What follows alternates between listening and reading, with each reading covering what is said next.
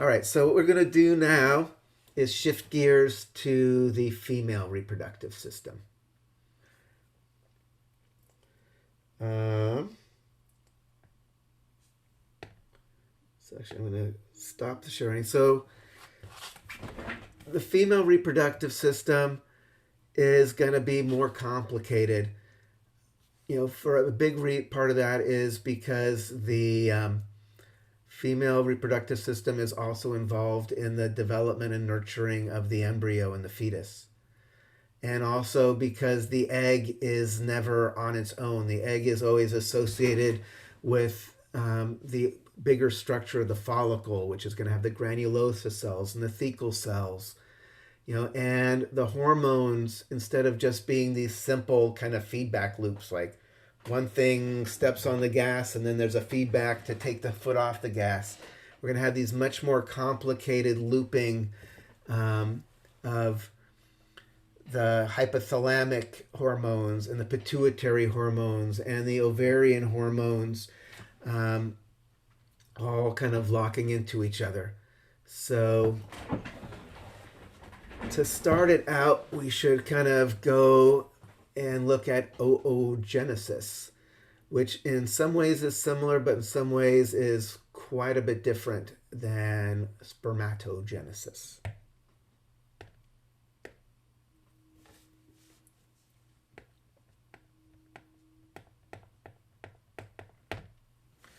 So oogenesis, right? So again, oogonia.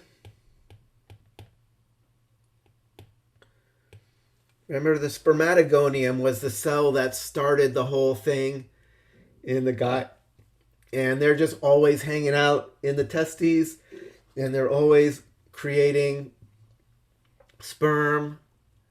The oogonium, these are only in the fetus for a woman. So again, we're obviously in the female now. And they commit, we have these primary oocytes. These are committed into meiosis and stalled out at birth. So when you are born as a little baby girl, in your ovaries, you already have all your primary oocytes already starting the process of meiosis and then kind of stalled out. When you are ovulating an egg, it's an egg that has been lying in wait kind of in this kind of stasis since you were born. It's part of that, like, clicking ticking clock, clicking ticking clock of, like, why the longer a woman waits to get pregnant, the more of a chance of, there might be some problem. These cells have been sitting there since you've been born, kind of waiting to continue their meiosis.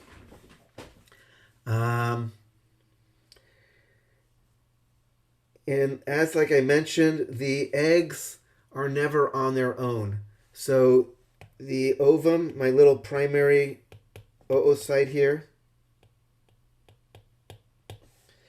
is got these little cells around it called follicular cells. This is what I call my primordial follicle.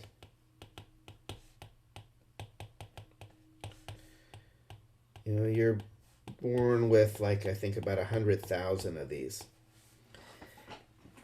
like, in each ovary, kind of waiting.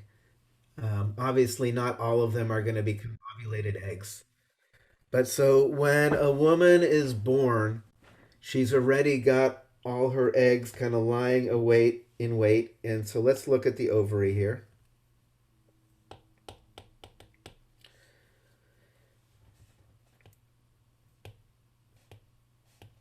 So I have, again, like 100,000. I'm not going to draw all of them.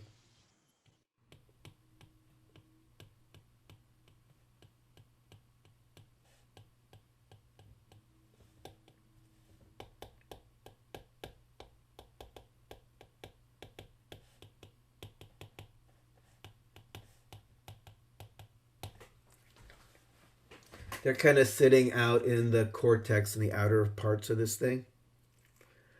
So what I'm going to do is I'm going to describe follicular development, then we'll take a little break, and then we'll finish the story. So this is just kind of sitting here. Obviously, at sometime in the early teens, usually, a woman goes through menarche, the beginning of her kind of sexual maturity and having her period and all that. So when that happens, then at the beginning of each monthly cycle, there is going to be what hormone is going to stimulate follicular development. FSH? Exactly. So FSH is going to come here.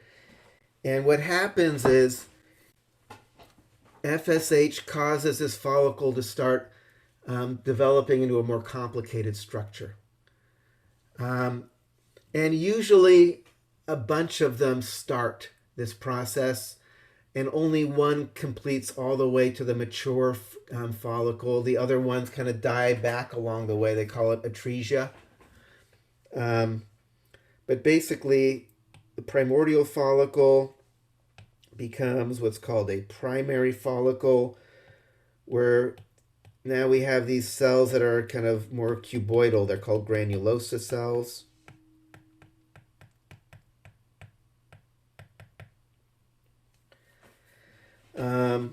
This thing keeps growing bigger and bigger. You start getting these kind of fluid spaces that are forming in between.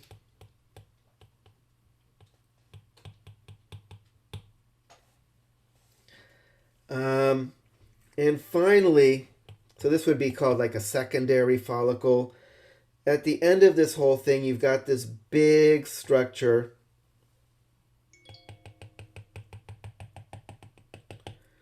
You have this big fluid filled, they call it the antrum.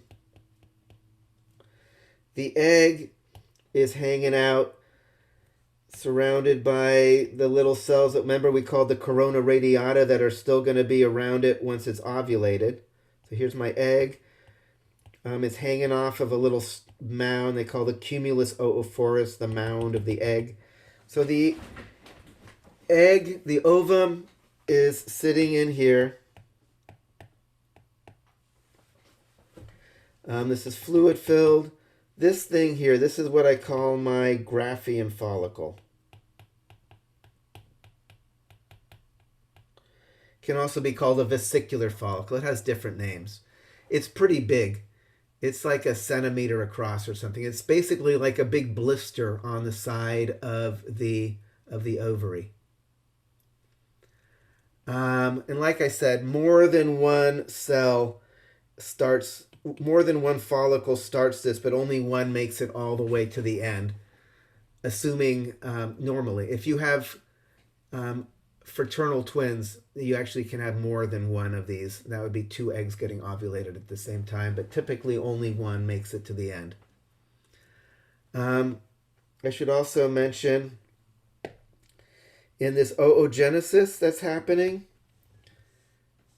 right, this primary oocyte, remember we talked about typically, you have meiosis as two cell divisions. Because we want to have one cell that is really big and has the lion's share of everything at the end, as the meiosis happens,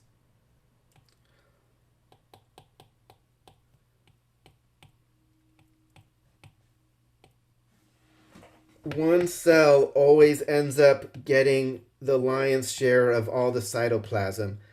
So you only have one viable egg at the end of meiosis, rather than like 4 viable sperm. And these little throwaway cells, they call them polar bodies. So you end up with one large viable ovum at the end of meiosis and 3 little throwaway polar bodies.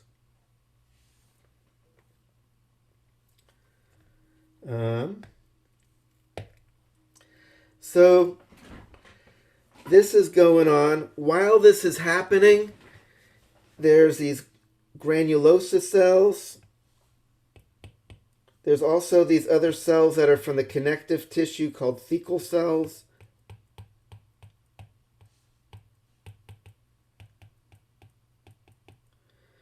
That are also an important part of this follicle. And the thecal cells actually make testosterone. But then there is an enzyme called aromatase in the granulosa cells that converts it into estrogen. So this overall structure between the thecal cells and the granulosa cells, they work together and they're producing estrogen. And that estrogen is talking to the uterus and telling the uterine lining to regrow, that there's an egg getting developed. You better get your wall ready in case there's a pregnancy here. So the follicle, in addition to being a place where the egg is developing, is also making the estrogen. And then usually like 2 weeks in, there's going to be a big spike in luteinizing hormone.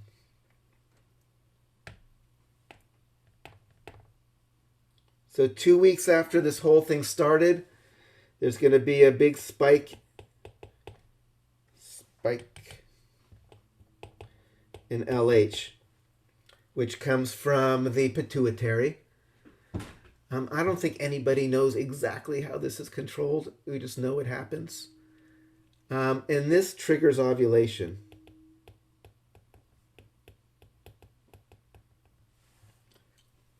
There we go. Basically, this blister on the side of the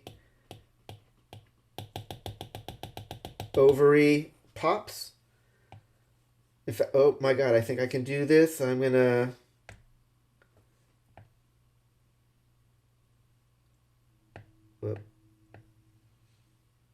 I'm going to take this. Oh, that was pretty darn cool. So the egg is now on its way. It's going to get hopefully picked up by the fallopian tubes and moving on the way to the uterus, as well as maybe you're not meeting up with sperm. The egg only viable 12 to 24 hours.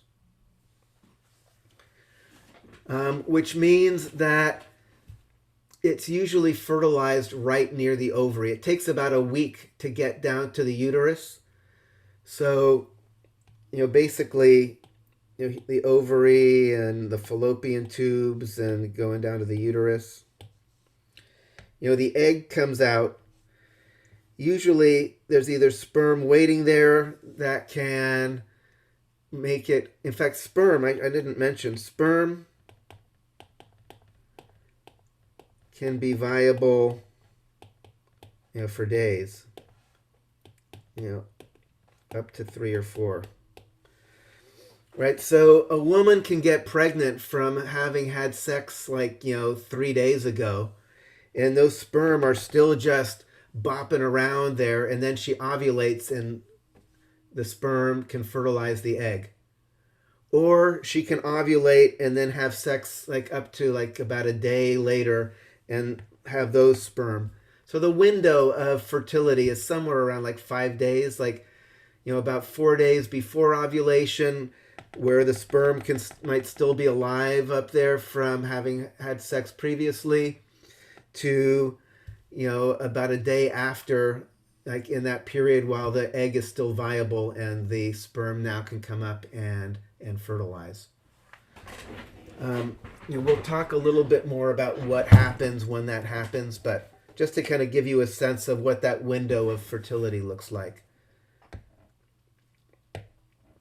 So ovulation, the egg is moving along, and then the cells that are left over here, this will be our last little piece before our break. These cells all reconfigure into this thing called the corpus luteum.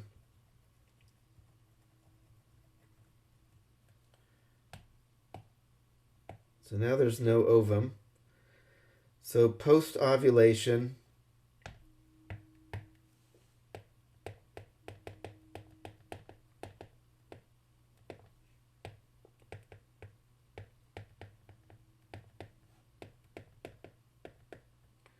corpus luteum, it means yellow body because it has, like, I think, some lipids that make it yellowish.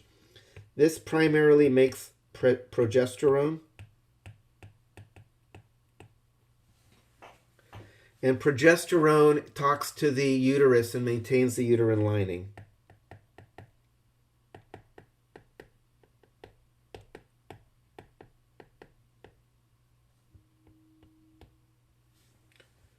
Which is also called the endometrium. And without a pregnancy, this lasts around like 1.5 weeks. So we're going to see, like, when the corpus luteum degenerates after a 1.5 weeks, that's when the uterine lining then is going to start falling apart, and we're going to start menses, start the menstrual flow. So all of these parts are going to be coming together when we start looking at the ovarian cycle and the uterine cycle. Basically, it's going to start with gonadotropin releasing hormone creating or causing the release of FSH, which is then going to stimulate the development of the follicle, which is going to make estrogen to prepare the uterus. And then at 2 weeks in, luteinizing hormone spikes. And then when luteinizing hormone goes, we have ovulation. And then we have the corpus luteum, which maintains the uterine lining. Again, so we'll look at this all in more detail when we return from a short break. Are there any questions about this up to now, though?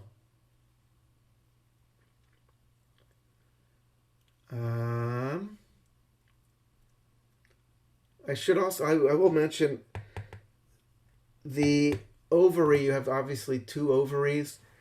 It usually alternates which ovary ovulates from month to month, which side. Some women can feel it. They call it Mittelschmerz. Like, ooh, I just felt that happen.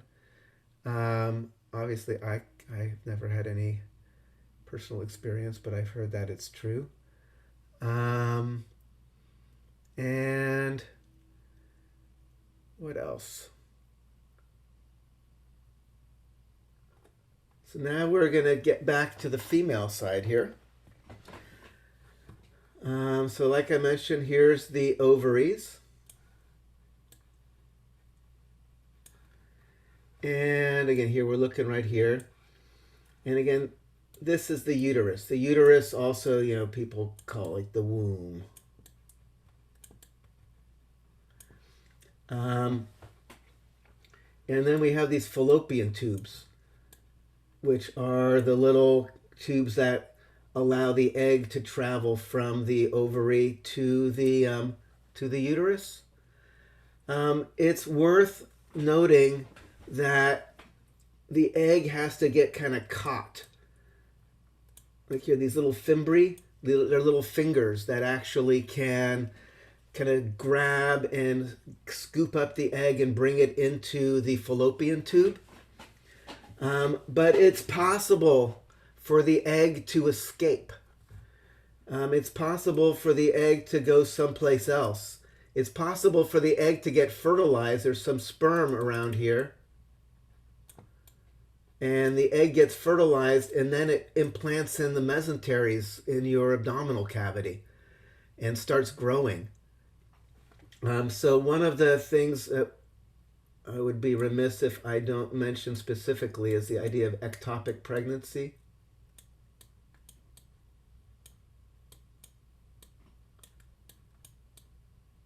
This is really hard to draw with a mouse, but I'm doing my best here.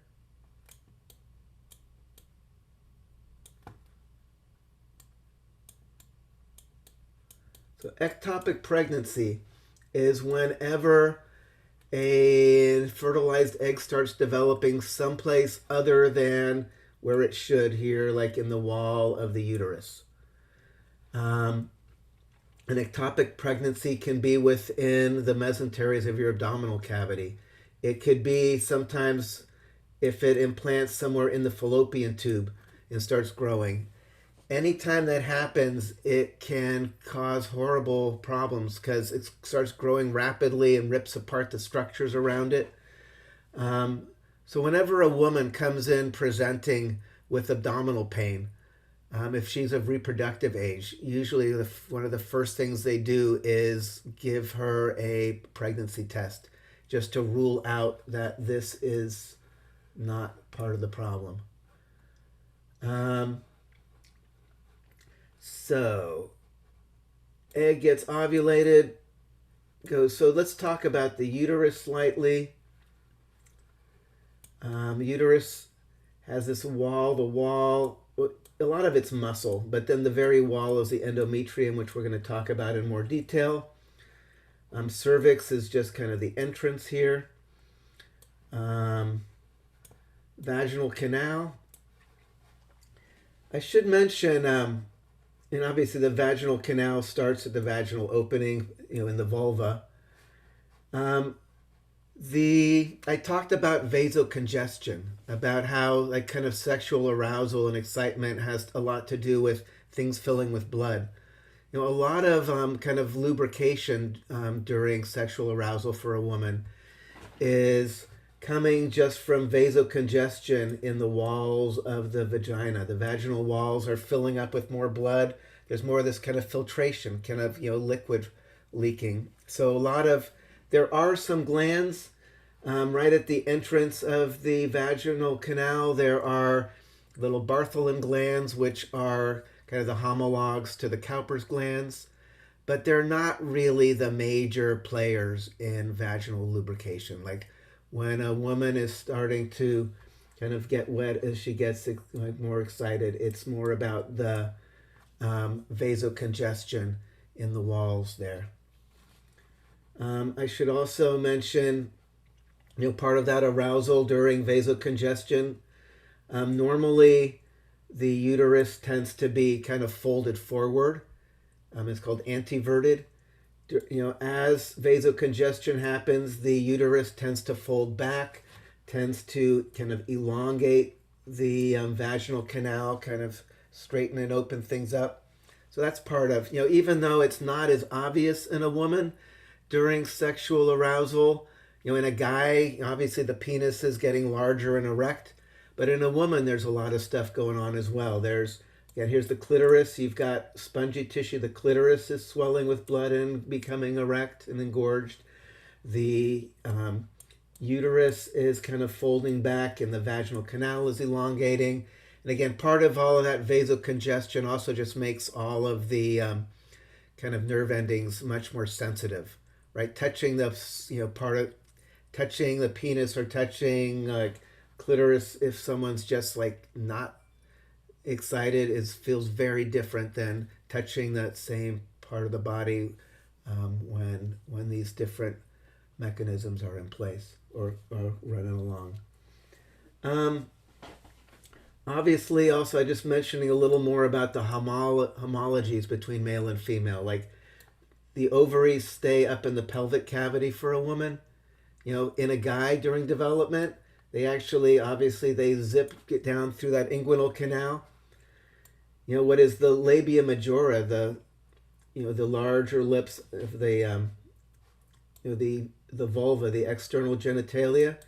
That's what actually becomes the scrotal sac in a guy. And there's actually a ligament in a woman that the round ligament that anchors from the uterus, goes through the inguinal canal on a woman and actually anchors in her labia majora. And this is just kind of showing. It's an interesting thing. In a woman, you have three different things. You have the clitoris, which is homologous to the glans, penis, kind of for sexual pleasure. You have the vagina, vaginal opening, for copulation to connect up the gametes. The urethral opening, obviously connecting to the urethra for peeing. Like in a guy during fetal development, what in the woman stay the labia minora ends up kind of wrapping around the urethra and becoming the shaft of the penis. So in the guy, you have basically kind of sexual pleasure, sexual plumbing, urination, all kind of wrapped into this one thing, the penis. Whereas in the woman, it's more separated. Should mention this area kind of here between the anus and the genitals. This is the perineum. There's a variety of regions that are kind of known as the primary erogenous zones. So like in the guy and the woman, obviously the genitals, but also this perineum area, the anus, nipples, are kind of areas that in general tend to be connected to like kind of sexual arousal. What else should we? All right, the other thing I'll mention here, the support of the uterus is mainly through the muscles of the pelvic floor. So if that musculature is compromised, it can get stretched out or ripped during childbirth. You can have the whole uterus just drop down. And you can actually have what's called a prolapsed uterus, where the cervix, the kind of nose of the uterus, is actually poking out through the vaginal opening. So you can actually have this part actually visible through the vaginal opening. And that's something they obviously have to kind of repair. All right, so what we're going to do now is talk about the uterus. We're going to talk about the ovary, and we're going to talk about the monthly cycle where the egg is getting ready in the ovary, and the ovary is also dealing with a bunch of hormones. On the other hand, the uterus is preparing to be kind of a place to, for the embryo to develop. And that's primarily through growing the endometrium, growing kind of the walls of the uterus to include all of these glands that have all these yummy glycoproteins and things. So let's take a look at how this works.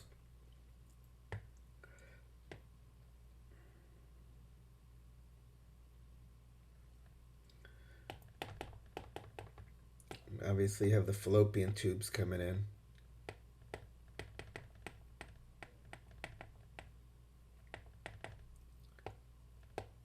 Ovary. Cervix. This is the vaginal canal here.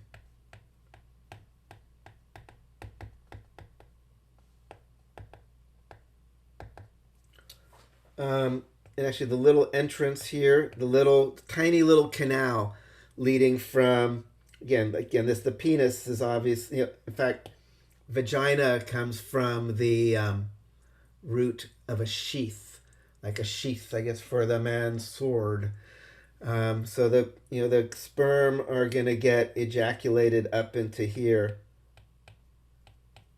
But then they've got to make it up through, this is called the os. The os is the little tunnel, which is very small, kind of like diameter of a hair or something, to actually get up into here. And the wall, the inner wall of this, so this is my lumen, the inner wall here is called the endometrium.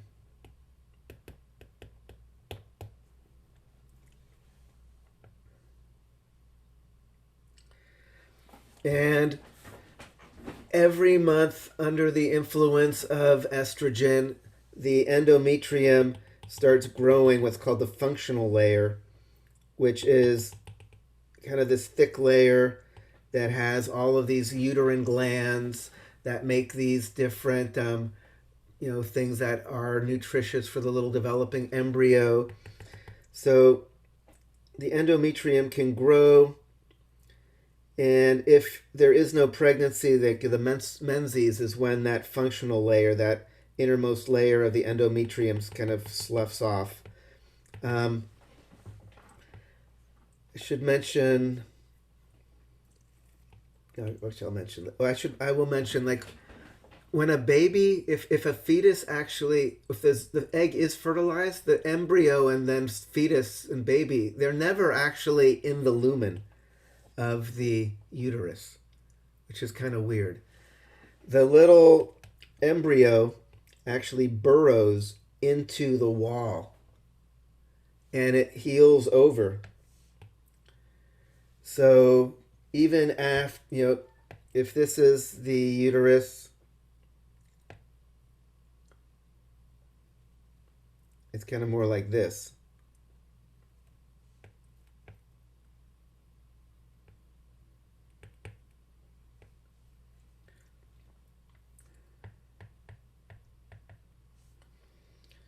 But the little developing embryo and the placenta and all that is actually within the wall of the endometrium. It's not the baby isn't actually hanging out inside the hollow place in your uterus. The baby is actually enveloped within the wall there with these things kind of stretching out over it. So it's kind of trippy. I think when I always used to think that the baby was in the lumen, but the baby's, when, right before birth, like, when the waters break, it's when these kind of membranes and stuff break and all these amniotic fluids come out. And finally, now the baby's kind of ready to leave. What hormone is going to cause uterine contractions, the uterine smooth muscle to squeeze the baby out? Oxytocin. Exactly, oxytocin. Okay. All right. So now, and again, there's a lot more we could talk about the uterine lining and the endometrium, but in the interest of kind of getting to the kind of hormonal control, we're going to just focus on that right now. So what we're going to do now is we're going to look at the ovarian cycle.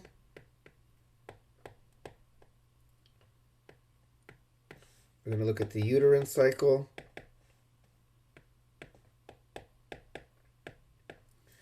We're going to think about the hypothalamus. We're going to think about the pituitary gland.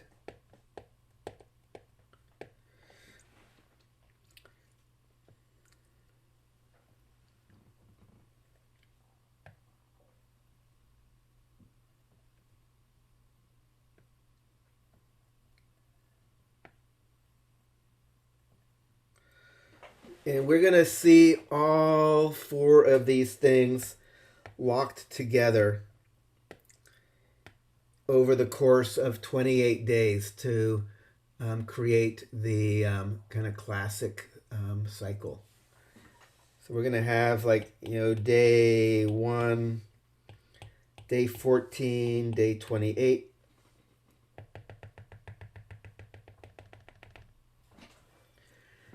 And we're going to just see how all of these interact with each other and kind of, create changes and influence each other. And it's all going to start with the hypothalamus. Again, what does the hypothalamus do that is going to start this all off?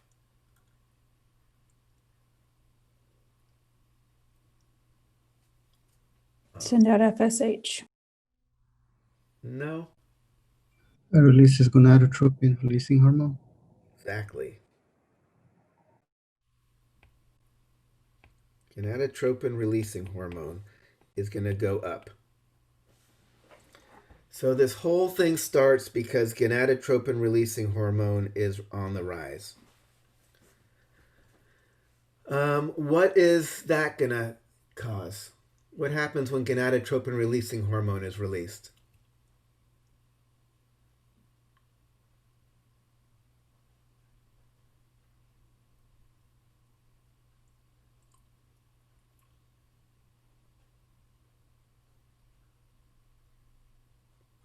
What do releasing hormones talk to? The tropic hormones or the pituitary glands? Uh-huh. Not the pituitary, the adrenal. No. They talk to the adrenal. No, they talk to the pituitary. Remember, the releasing hormones are the things that talk to the pituitary gland to control the anterior pituitary.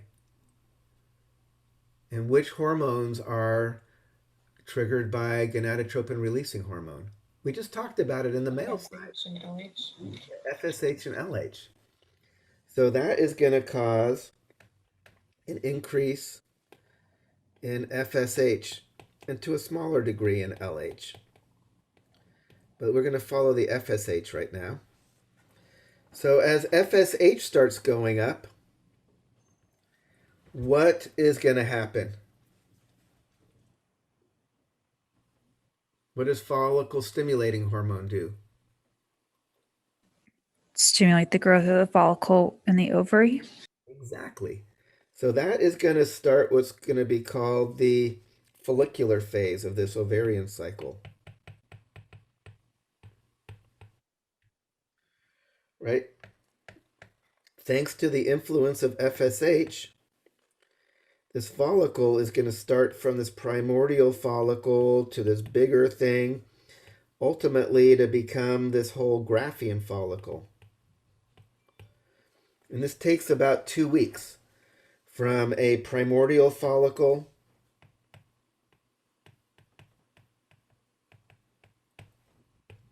to this mature Graafian follicle.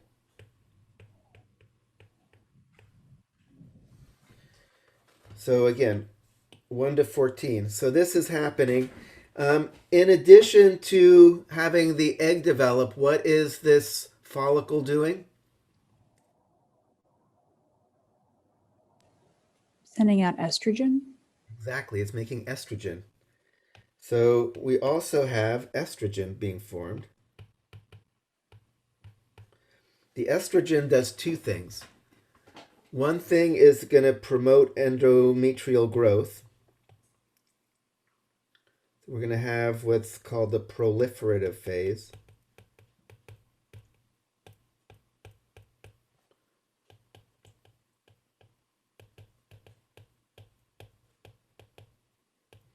That's the endometrium kind of getting thick and ready for a pregnancy.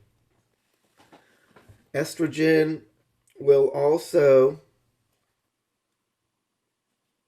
work as a negative. Estrogen and progesterone both inhibit gonadotropin releasing hormone. So this is inhibited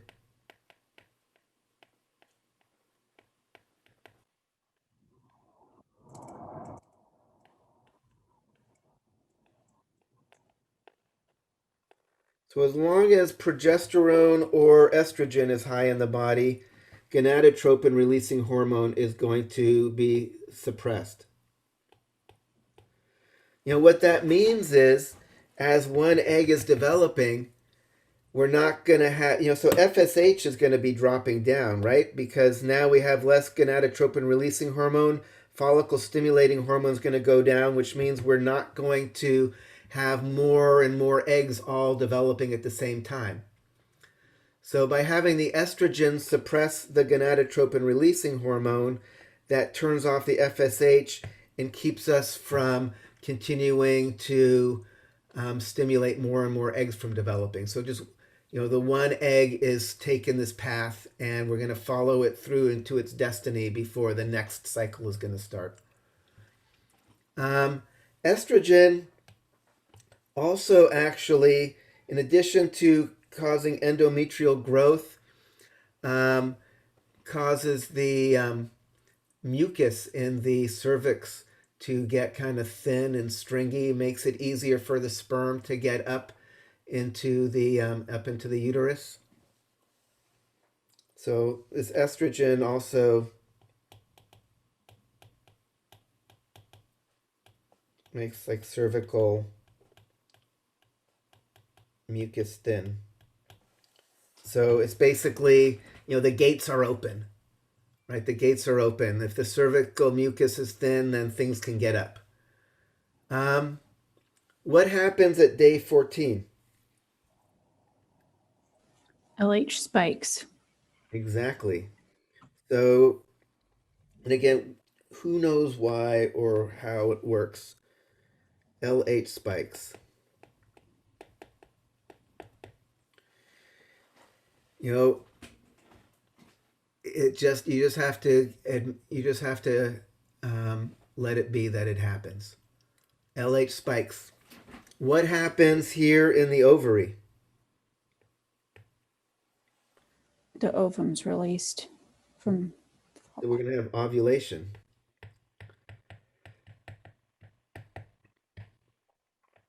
So at day 14, luteinizing hormone spikes, ovulation happens. So in the ovary, what happens to that follicle that's left over after the egg leaves? Turns to corpus luteum. Exactly. So now we're going to start the luteal phase. And basically the corpus luteum is going to make progesterone.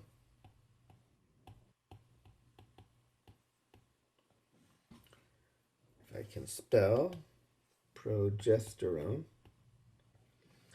You know, that is going to talk to the uterus and is going to sustain the uterine lining. So this is what we call the secretory phase. Let me spell correctly. So this is basically mature endometrium. It's called secretory because the glands are secreting the yummy stuff for the little preembryo. Progesterone is, at this point, you're kind of assuming that the egg is in there. If something is developing, it's going to be, or what am I trying to say? Like I said, after ovulation, the sperm are basically have 24 hours, and then it's no longer any reason to have sperm kind of trying to get up there because the egg's only good for like 12 to 24 hours after ovulation. So what's happening with progesterone is you're sealing everything off and saying, all right, we're assuming that the sperm and the egg are together and maybe there's fertilization. Maybe it's going to start developing. We want to make sure that we seal off the room from any other kind of thing coming in. So progesterone,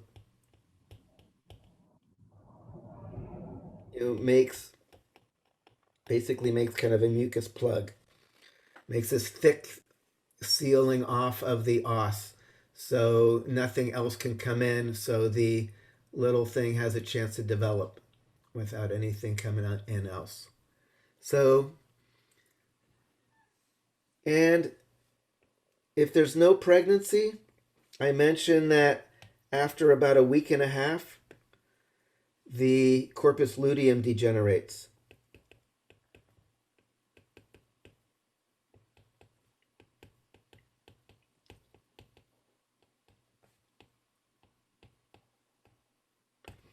Right, and actually I should keep going over here. So, this progesterone here is continuing to suppress my gonadotropin releasing hormone. As long as either estrogen is high or progesterone is high, gonadotropin releasing hormone is going to stay bottomed out here. After a week and a half, if the corpus luteum degenerates, two things are going to happen. What's going to happen?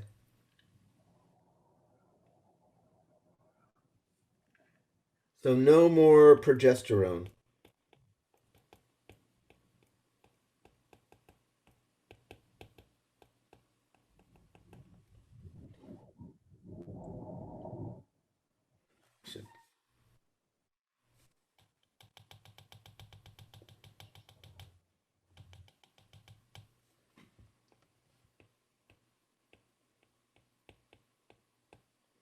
So I guess I've lost everybody. What is progesterone doing? Keeping the lining. Yeah, it's keeping this lining intact in the uterus. So if progesterone is dropping, we are going to stop sustaining this endometrium, and it's going to start degenerating. The little blood vessels start spasming, and it's the whole, basically all the cells start dying. You just have all the cells and blood all falling off the wall of the inner lining of the uterus. And that's what we call the menstrual phase. So this is the first, like, maybe 1 to 5 days. Like when a woman is actually menstruating, when she's having her menstrual flow, that's actually the time when her new cycle is actually beginning already. So as she's starting to menstruate, that's when her newest egg is starting its journey towards maturing into a mature follicle. So basically, after a week and a half, if there's no pregnancy, the corpus luteum degenerates, no more progesterone, the uterine lining degenerates, in which case we have menses. A woman has her period. And what's happening to the gonadotropin releasing hormone? Once there's no more estrogen or progesterone, It starts increasing. it's going to go back up, which means, like, oh my God, we're back at the beginning. The whole thing is starting from scratch. So that is the classic repeating monthly cycle. So I know there's a lot of different things in here, but it actually is relatively straightforward once you kind of think about how all the pieces lock together. You've got to think about the gonadotropin releasing hormone from the hypothalamus being kind of the master control. It goes up at the beginning, making the FSH, which then causes a follicle to develop, which creates estrogen, which is going to then shut down gonadotropin releasing hormone, which is not going to be released until the end. The follicle is growing, and the estrogen is preparing the uterus, which is regrowing after it has just had, the endometrium sloughing off, falling off. So then, again, the luteinizing hormone at the midpoint causing ovulation. The egg is spit out towards its destiny. The ovary, we get the luteal phase. The corpus luteum makes progesterone, which maintains the uterine lining. That progesterone is also continuing to suppress gonadotropin releasing hormone because we're still in the middle of the cycle. At the end, if there's no pregnancy, corpus luteum degenerates. No more progesterone means the endometrium falls apart. It also means that we release the suppression of the gonadotropin releasing hormones, so the cycle begins again. So any comments, questions on all of that?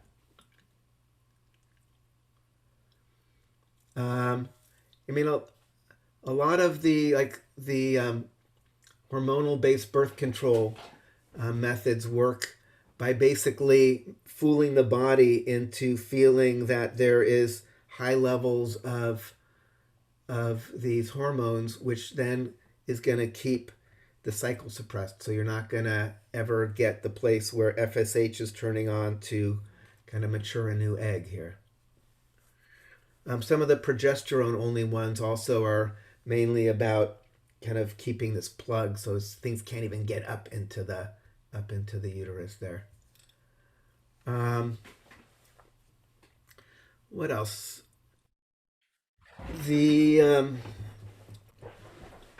What happens if there is a pregnancy? That's the other thing we should mention. And then we'll just kind of finish up with some overall things about sexual response.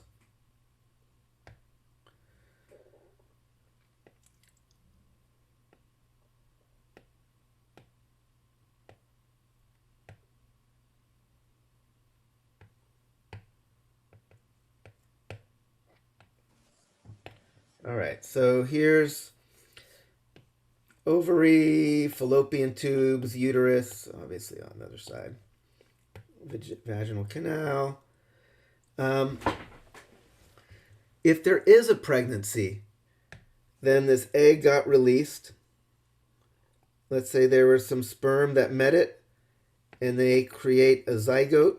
Zygote is, 1N plus 1N becomes 2N. This is now going to be the cell that goes through mitosis to become the new baby, ultimately, as well as a lot of accessory structures. It's going to become the membranes as well, the chorion, the amnion. Again, we don't have time for that. But this is going to start dividing.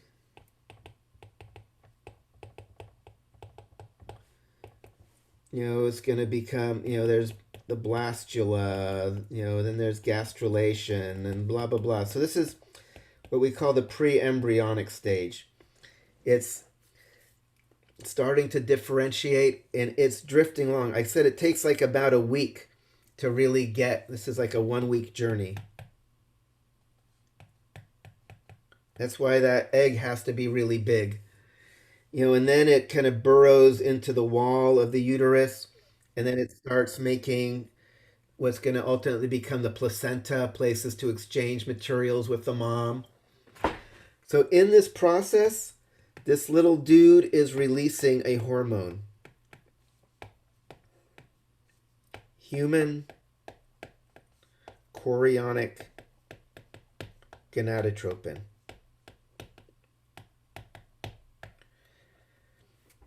The chorion is one of the membranes in the little developing preembryo. So it's released by the chorion. That's why it's human chorionic gonadotropin. So this is released by the preembryo. Preembryo is releasing this. You should know this. This is the signal from the little embryo that it is around. And please, like, I'm here, don't like slough off the wall of the uterus. I want to implant and grow. So this basically maintains the corpus luteum.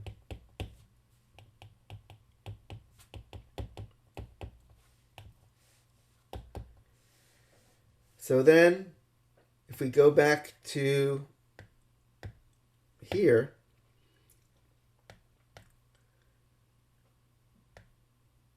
this whole thing right here that I've been talking about is going to change dramatically. What happens here if instead of after a week and a half having the corpus luteum degenerate, what happens if the corpus luteum just stays going, keeps making progesterone?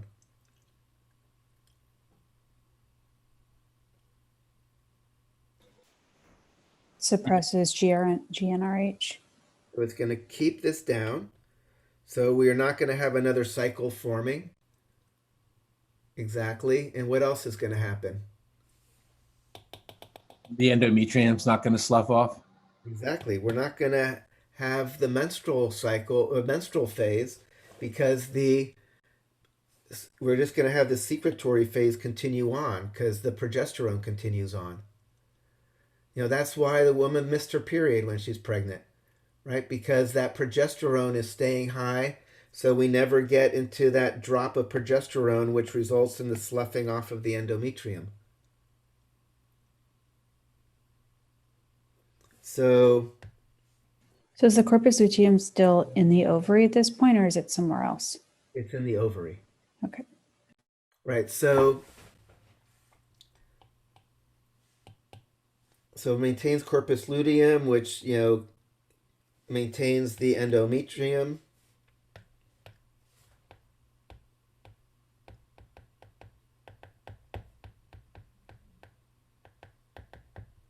Which is why there's no period. Continues to suppress gonadotropin releasing hormone, so there's no more cycling. This is what they look for when in a pregnancy test. When you like pee on a little stick trying to see whether or not you're pregnant or not. It's a test looking for HCG. HCG, which is the little signal coming from the preembryo saying that it's there and growing, and you have a viable pregnancy starting. And again, the corpus luteum is indeed in the ovary. However, as the placenta keeps growing, we talked about the placenta briefly as a way for the developing fetus to get nutrients and oxygen and stuff. It's also an endocrine organ. One of the things it eventually does is it takes over the production of progesterone. So at around end of the first trimester,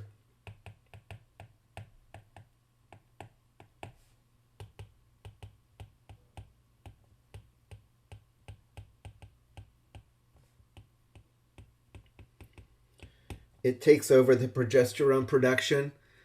So the corpus luteum can let go. This is where a lot of pregnancies fail, because there's this handoff. If there's a hiccup in the progesterone between when the corpus luteum stops and when the placenta starts picking up the slack, you can have the wall detach and lose the pregnancy. So it's very common to have a miscarriage right at the end of the first trimester when that transition is happening. What else should I say here?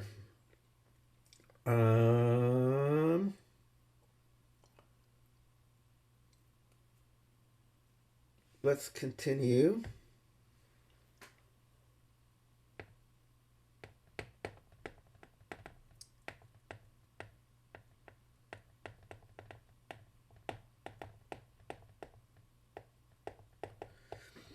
So human sexual response. There was this married couple, Masters and Johnson, that were kind of the pioneers in this. It's like, I think in the 50s, they looked at and measured over 10,000 acts of both couple sex, of masturbation. They put all sorts of little measuring devices in the people to see how their bodies were changing. And there's a few take-home messages that we can just kind of talk about broadly. One thing they found was vasocongestion was kind of a hallmark of sexual arousal in both men and women. Again, this idea of tissues filling with blood. And I talked about it just, around erection or around the clitoral engorgement, or even inner thighs will get flush and, with blood and more sensitive. There's lots of different parts of the body that experiences vasocongestion during sexual arousal. The other thing that they found, and particularly towards as things got more intense, is myotonia, which means muscle contraction. People just get more, they kind of start clenching everything, and which gets, to kind of the extreme during orgasm, when there's lots of convulsions and stuff like that. So these were kind of these two broad categories of behaviors or things that they found. Then they had this thing where they looked at the responses as arousal, meaning, or actually, was it arousal now, or is it excitement? It's excitement, not arousal.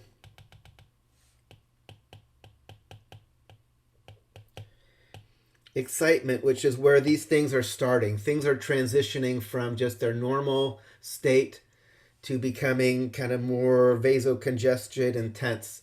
And like I said, often just the way the body feels, touching the body, a part of the body, before and after, on the different sides of this can feel very different. Then they had this area that they called plateau, which is where kind of everything is kind of at its peak of excitement. And even though plateau sounds like it's a place you hang out, it might just be for a moment. It just means like kind of everything is fully engaged. And then one of the things that can happen is orgasm, which, and people have looked at like orgasm in both men and women, trying to decide as, obviously in guys you can see like a difference as he's like squirting out semen or something. But in terms of the subjective experience of what it feels like, there was this one study where they had people write their subjective experience, trying to make it so you can't, nothing that was specific about male or female, just kind of more, but describe as best you can without giving it away, talking about your genitals. What does it feel like? And then they had all these grad students read these reports of orgasm and try to decide, is this a guy or a woman describing their orgasm? And it was pretty random. The thing that they took away was, for whatever it is, it's something pretty similar and, kind of awesomely yummy for both like male and female. The differences are in some of the physiological things that happen. Like after an orgasm, there's this thing called resolution. Or I should say, for a guy after orgasm, there is refractory period. Only in a male. So after a guy has an orgasm, there is no way to immediately have another orgasm. There's something that needs to kind of reset or recharge. If everything just kind of goes back to baseline, that's called resolution. Resolution is, the opposite of excitement. It's like kind of coming back down. Now, for guys, the response typically looked like this. Women had much more variety in the responses that they saw. So this is like kind of typical male. Typically, they'd come up to plateau. Typically, they would go over the edge into orgasm and then just kind of have their resolution. And even if you are trying to like bring them to another orgasm, you can't for a while because there's this refractory period. For women, there was much more variety. You could get something that looked like that, but it was much more common for women to hit plateau and come back down without ever orgasming. So that was more common for women. But because there's no refractory period, another thing they saw for women was you could have more than one orgasm before a resolution because you don't have a refractory period. So for women, there is much more variety.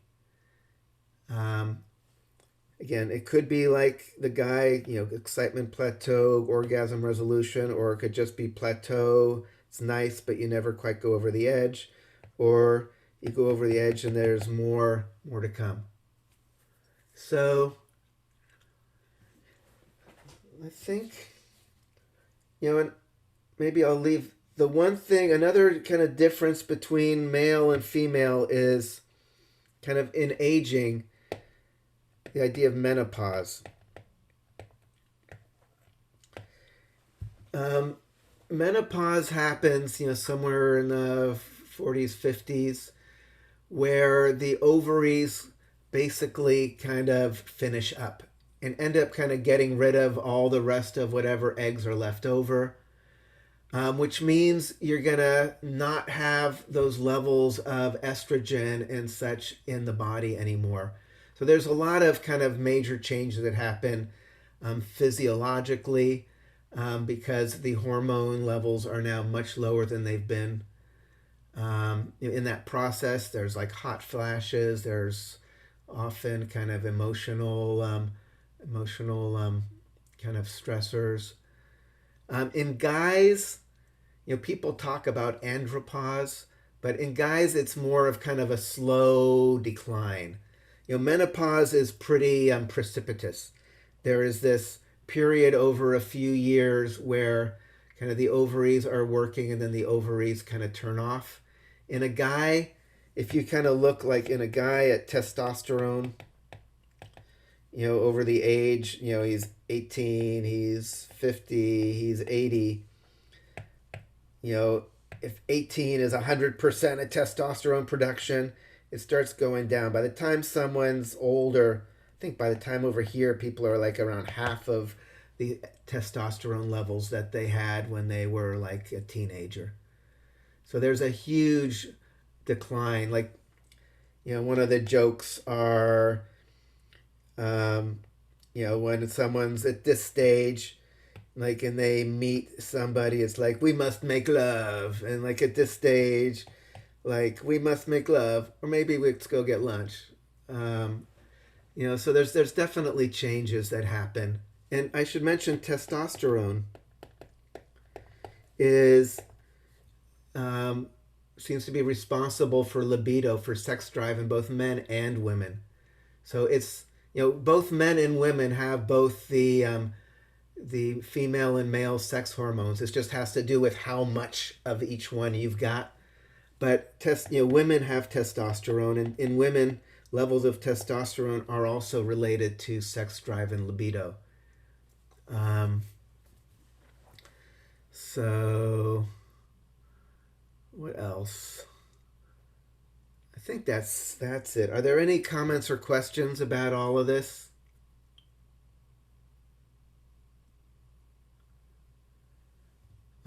Yeah, there's so much more we can talk. There's this is another rabbit hole. But I think I am going to stop there and call it a wrap.